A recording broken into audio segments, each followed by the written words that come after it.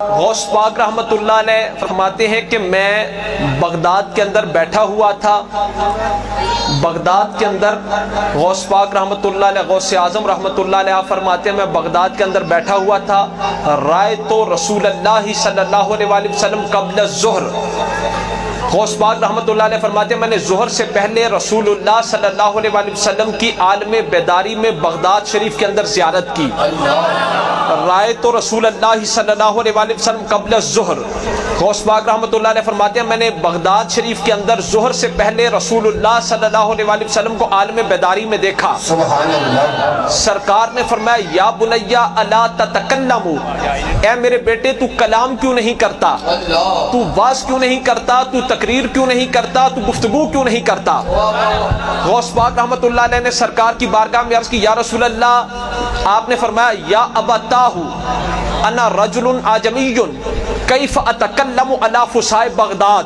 غوث پاک رحمۃ اللہ علیہ نے عرض کی یا ابتاہ، سرکار کی بارگاہ میں غوث پاک رحمۃ اللہ علیہ سید ہیں، آپ سرکار کی بارگاہ میں عرض کرتے ہیں کہ یا ابتاہ، اے ابا جان، انا رجل اعجمی، یا رسول اللہ یا حبیب اللہ میں اجمی بندہ ہوں، یعنی خاص جو حجاز کا علاقہ ہے، حجاز مقدس کا، اس سے باہر کا آدمی ہوں.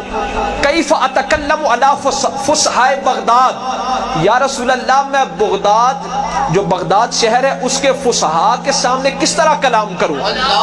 انا رجل اعجمی کیف اتکلم علی فصحاء بغداد، یا رسول اللہ میں اجمی شخص ہوں، حجاز مقدس کے باہر کا آدمی ہوں، میں بغداد کے اندر بڑے فصیح عربی بولنے والے، میں ان کے درمیان کیسے گفتگو کروں، کیسے کلام کروں، کیسے تقریر کروں. سرکار نے فرمایا افتح فاکا، اے میرے بیٹے اپنا منہ کھول. حضور نے فرمایا غوث پاک رحمۃ اللہ علیہ کو کہ بیٹے اپنا منہ کھول. غوث پاک رحمۃ اللہ علیہ فرماتے ففتحتہ، میں نے اپنے منہ کو کھولا تو پھر کیا ہوا، فتفل فیہ سبعا، سرکار نے 7 مرتبہ اپنا لعاب دہن مجھ غوث کے منہ میں ڈالا.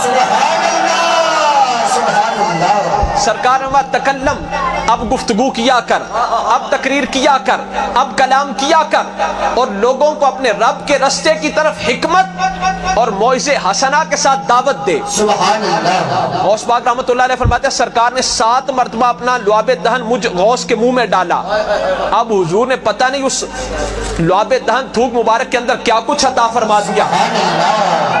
غوث پاک رحمۃ اللہ علیہ فرماتے ہیں ظہر کے بعد میں بیٹھا، جب میں بیٹھا تو بہت زیادہ لوگ اکٹھے ہو گئے، مجمع لگ گیا، بہت زیادہ لوگ اکٹھے ہو گئے.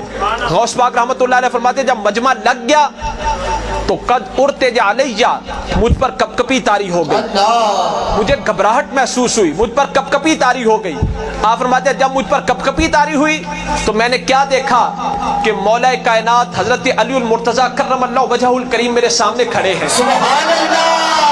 بغداد کے اندر غوث پاک رحمۃ اللہ علیہ فرماتے ہیں میں نے دیکھا کہ مولا کائنات حضرت علی المرتضیٰ کرم اللہ وجہہ الکریم میرے سامنے کھڑے ہیں.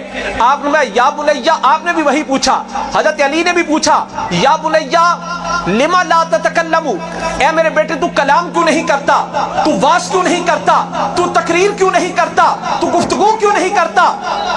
تو غوث پاک نے حضرت علی کی بارگاہ میں عرض کی مولا کائنات یا ابا تاہو، ابا جان، قد ارتج علیہ، مجھ پر تو کپکپی طاری ہے، مجھ پر گھبراہٹ طاری ہے، مجھ پر کپکپی طاری ہے، میں کس طرح بیان کروں، کس طرح تقریر کروں، کس طرح واز کروں.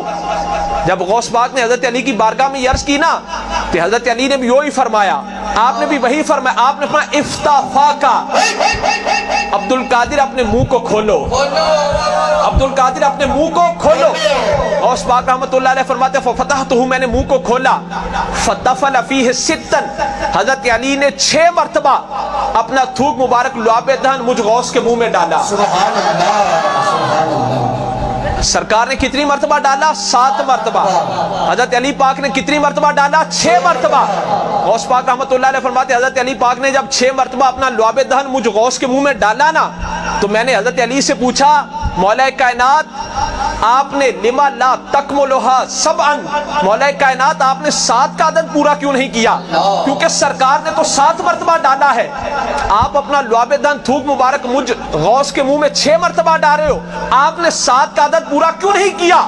تو حضرت علی نے فرمایا ادبن ما رسول اللہ صلی اللہ علیہ وسلم، رسول اللہ کے ادب کی وجہ سے، رسول اللہ کے احترام کی وجہ سے، رسول اللہ کی عزت کی وجہ سے کہ سرکار نے 7 مرتبہ عطا فرمایا، میں علی 6 مرتبہ عطا فرماؤں گا۔ اب پتہ نہیں حضور نے اس لعاب دہن میں کیا کچھ علم کے سمندر عطا فرما دیے، حضرت علی پاک نے اس لعاب دہن کے اندر پتہ نہیں کتنے علم کے سمندر عطا فرما دیے۔ اس کے بعد غوث پاک رحمت اللہ علیہ باز بھی فرمانے لگے، تقریر بھی فرمانے لگے، کلام بھی کرنے لگے، گفتگو بھی کرنے لگے۔ میں یہاں پر پوچھتا ہوں عاشقان مصطفیٰ، سرکار کو وصال فرمائے صدیاں گزر چکی تھی، حضرت علی پاک کو اس دنیا سے ظاہری طور پر تشریف لے جائے صدیاں گزر چکی تھی، پر غوث پاک نے اے نہ پوچھا کہ یا رسول اللہ آپ تو جلوہ فرمائے مدینہ پاک میں اپنی قبر انور کے اندر، آپ بغداد میں جلوہ گر کیسے ہو گئے؟ نہ غوث پاک نے حضرت علی سے پوچھا کہ یا علی آپ تو جلوہ فرما ہے نجف اشرف میں، آپ بغداد میں کیسے ہو تشریف فرما ہو گئے، کیسے آ گئے؟ یعنی غوث پاک کا عقیدہ یہ ہے کہ رسول اللہ ایک وقت میں ایک لمحے میں مدینہ اور بغداد کے اندر حاضر ناظر ہو سکتے ہیں۔ غوث پاک کا عقیدہ یہ ہے کہ حضرت علی پاک ایک وقت میں، ایک لمحہ میں، ایک گھڑی میں، ایک ساتھ میں نجف اشرف اور بغداد کے اندر حاضر ناظر ہو سکتے ہیں۔ تو جب مولا کائنات ایک لمحہ، ایک وقت، ایک گھڑی میں نجف اشرف اور بغداد کے اندر حاضر ناظر ہو سکتے ہیں، رسول اللہ ایک لمحہ، ایک وقت، ایک گھڑی، ایک ساتھ میں مدینہ پاک اور بغداد کے اندر حاضر ناظر ہو سکتے ہیں، تو اسی طرح رسول اللہ ایک وقت، ایک لمحہ، ایک ساتھ کے اندر مدینہ پاک اور پاکستان کے اندر بھی حاضر ناظر ہو سکتے ہیں۔